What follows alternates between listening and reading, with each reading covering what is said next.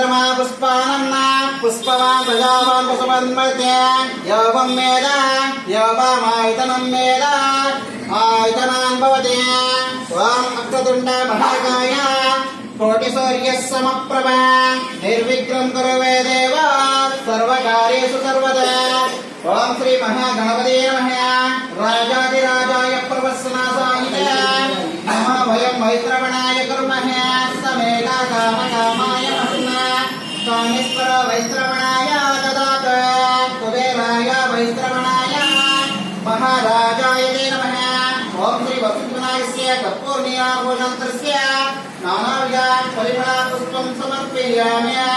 ओं कर्पूरनीराभूषणस्य उत्तरनीराजनं समर्पयामि।